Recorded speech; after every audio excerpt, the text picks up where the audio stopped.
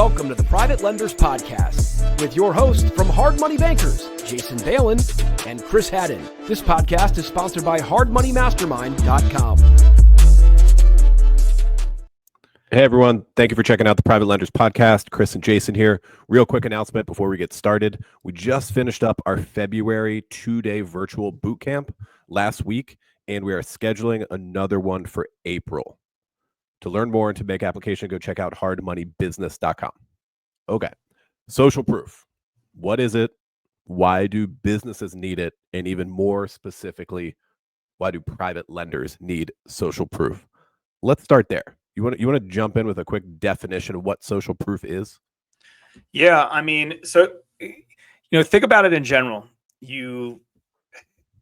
What made you want to visit a store, go buy from a brand, learn more about a particular product? You probably were attracted to it somehow online, or somebody referred you to that particular organization, and you Googled them, and you saw lots of different things, right? Like you saw their brand, you saw their presence, potentially testimonials, you saw stuff related to their product, and you're interested. And let's be honest, the more someone refers you to something, or the more you continue to see them over and over and over and over, chances are you're going to be a believer, and you're going to, kind of buy into it.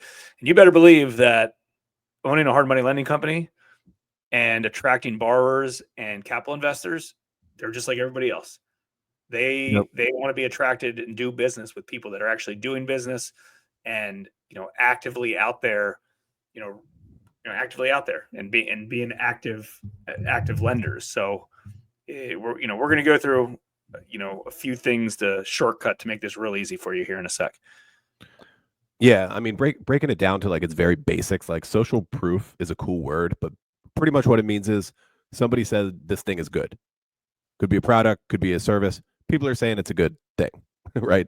Like I know when I'm a big fan of Tim Ferriss' books, podcast, everything else, have been for a long time.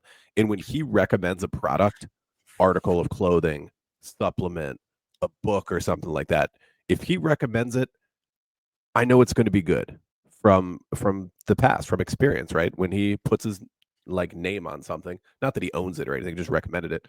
When he recommends it, I tend to trust it, and it pretty much always comes out good, right?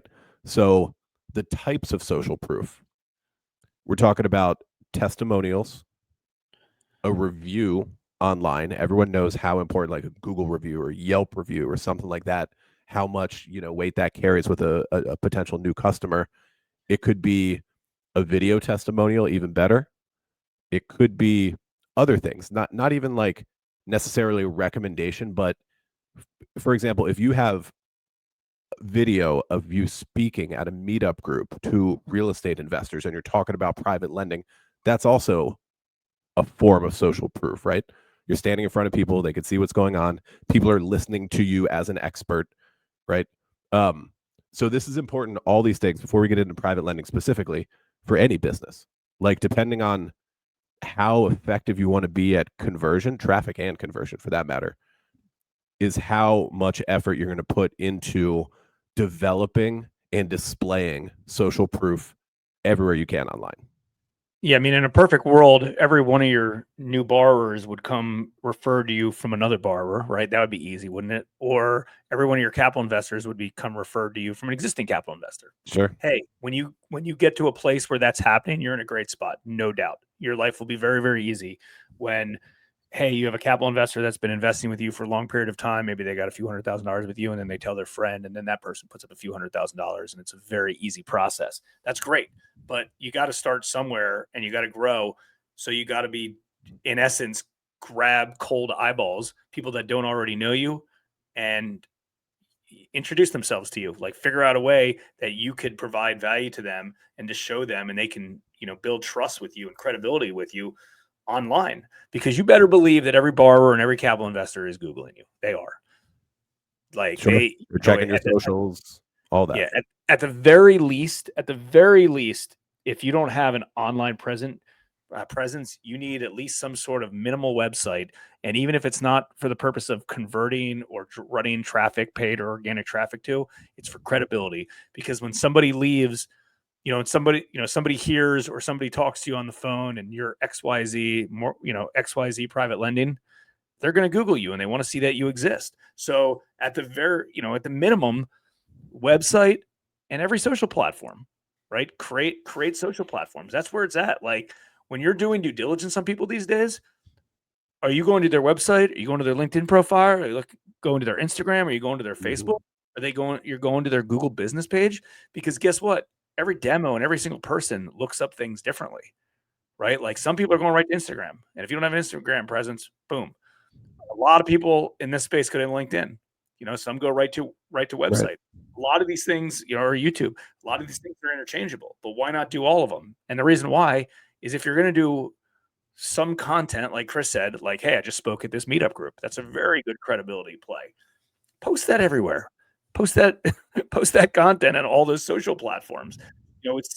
It makes it easy because you can put some of the same stuff in the same places. Put that on the blog of your website. Two things that we've learned over time is that on our website and in general, people like to see our recently funded deals and our testimonials. That's important. So we've developed and spent time on building those out and building them better, right? Like a recently funded deal or a recently closed deal at the beginning can be simple. It can be a picture of the property, and it can be it doesn't have to be the address or anything. It could be if you want to. A picture of the property and the loan amount you did or the purchase price and the construction costs. Start with that. People like to see that. And then you can build it out to before and after pictures and purchase price, construction costs, after repair value, how much money the borrower made. Turn that into like something static into something built out. We've also learned that on Facebook, the highest converting ads are case studies. People want to see what other real estate investors are doing, how much money they're making in those properties, how much did you lend on them, everything about them. So like that's social proof. Like a borrower says, oh, wow, like these guys are real lenders in Columbia, Maryland, and they're doing deals on single family houses and townhouses and commercial buildings and condos all over Columbia, Maryland, and the whole state of Maryland and the whole mid-Atlantic region. And then capital investors are like, oh, wow, like that's a good loan on a good property. I like that property. I would like to invest with them and put money into that deal. Like that's social proof. And that's, and you're not inventing anything. All you're doing is displaying what you already have. Yeah, you're just documenting what you're already doing. And that's a good one specific to private lenders, the before and afters, or deal spotlight, as we call them, because people do like to see the actual deals that other people are doing. The fact that you're lending, the fact that I would definitely, when doing those, I would use city and state. Doesn't have to be address like you said before, but city and state, so that you can brand that to your market and let people near you know that you're funding deals all around the neighborhood, right? Yeah, and I mean, it's important to be consistent with this stuff, especially on anything that's dated, like social media. Like, imagine if you're thinking about doing business with a company and you went to check them out and they have an Instagram page and they've posted 4 times and the last one was in 2021. Like that doesn't look good for your credibility. It does the opposite. So anything that's dated, like social media posts, need to be current. That's why this stuff needs to happen every week, right? Not every single day. Don't have to go crazy overboard with it, but consistent, right?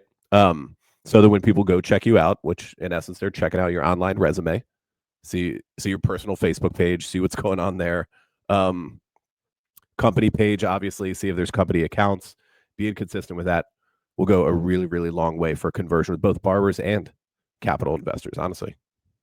Yeah, no doubt. And same thing with testimonials, and just show people that you're actively doing stuff and you're doing good things. I mean, think about when you go to order food, you typically look at reviews, or when you order anything, you're looking at reviews. You go to Amazon, you're looking at reviews. Are you going to give business to a 2 out of 5 star or a 4 or 5 or 4 out of or 5 out of 5 star? Like that's what's going to happen. So again, this is creating social proof in all different ways. And these aren't hard things. This is 101, I would say, maybe 201 stuff. Another one is, are you registered with Google through Google Business?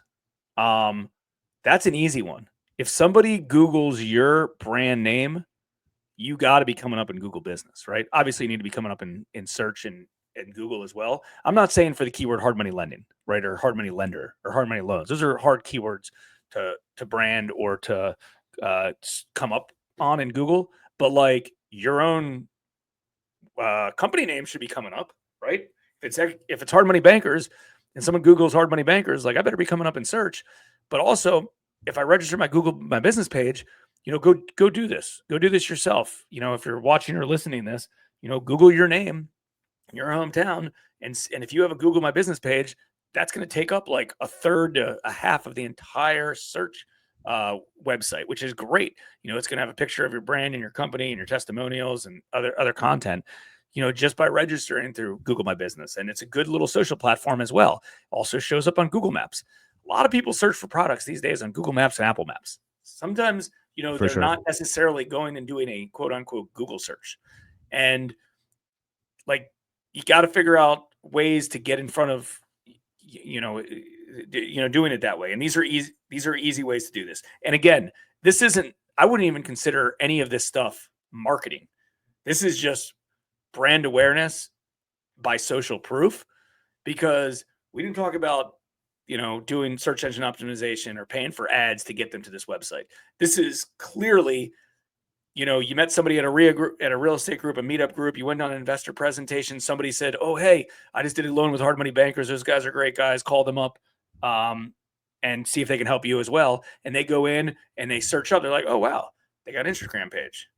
They got a website. Mm-hmm. They've got YouTube with a bunch of videos. Yeah, they just closed the deal in Columbia, Maryland. I'm in Laurel, Maryland. That's right nearby, right? Like, that's what this is about."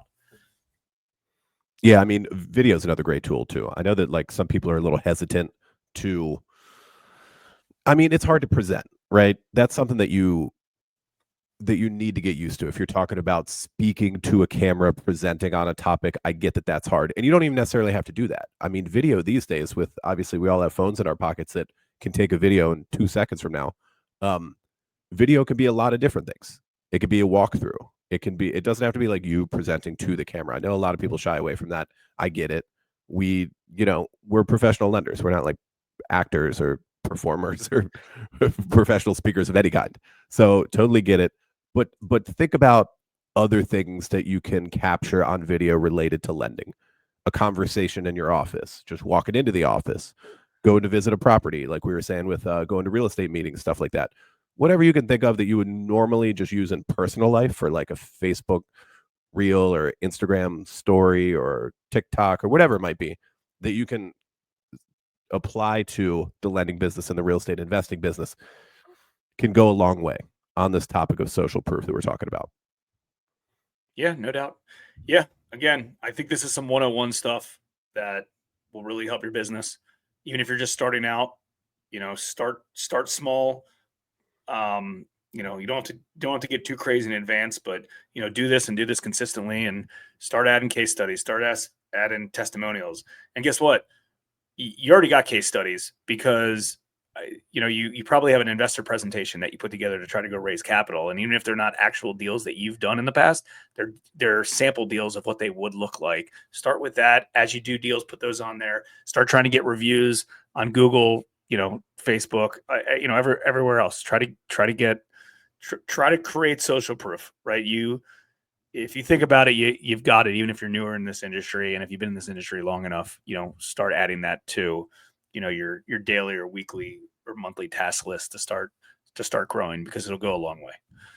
It really will. And that applies to this podcast too. Like, we've had a lot of good feedback recently from people reaching out and emailing us about an episode, about a topic that they want to discuss, or say thanks for the info, something like that. So if you could leave a review on this podcast, wherever you might be watching or listening to it, or forward it to somebody, and we'll keep that positive feedback going, because that's what, that's what propels this whole thing forward. So hope you got some good value from the content. Hope your lending business is going great so far in 2025.